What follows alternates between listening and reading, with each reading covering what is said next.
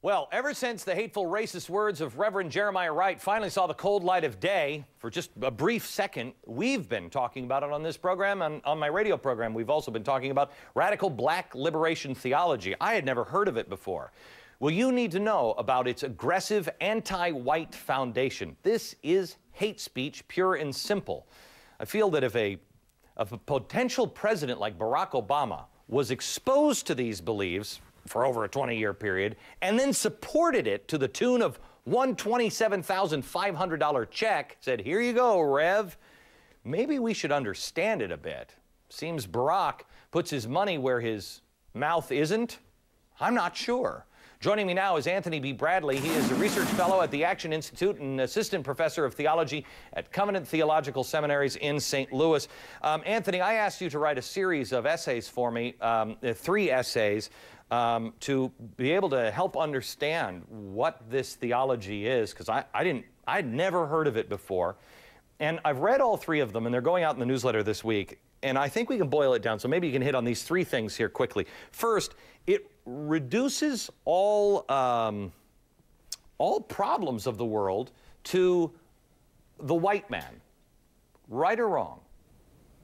Well, one of the things that happens in black liberation theology is that it actually reduces all sin to white racism. It's almost as if Adam and Eve fell in the garden, they sinned, and then we leapfrog to white supremacy. So the starting point is always white racism, and that's exactly what you saw and heard in Jeremiah Wright's anti-Clinton rant that we heard a couple weeks ago. Okay. Now, we haven't heard this from anybody in the Obama camp. I've never heard him say anything that I thought was racist. I mean, I thought he said some things that, you know, white people wouldn't get away with, you know, about being the typical white person, et cetera, but I don't care. I've got a life.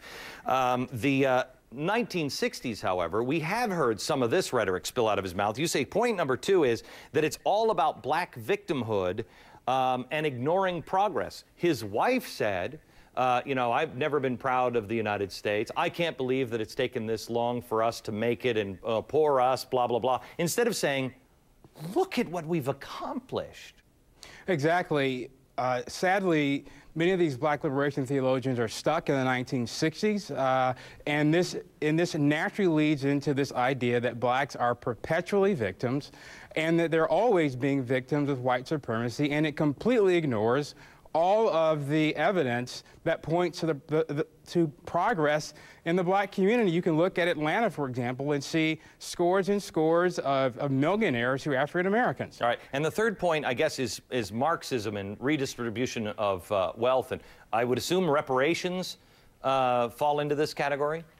Well, one of the things that happens also is that Marxism is seen as a vehicle to bring about justice, and we also know that that is nothing but government-forced wealth redistribution at the hands of people who didn't earn the wealth. And so we're trying to find a way to wrap this up. Okay, Anthony, thank you so much. Now, a reminder: he has been writing an exclusive series on black liberation theology for my free email newsletter. Tomorrow's edition focuses on how black liberation is really Marxist liberation. Plus, what does the church that Barack Obama, that has attended for 20 years, really preach? Find out in tomorrow's newsletter. Sign up right now.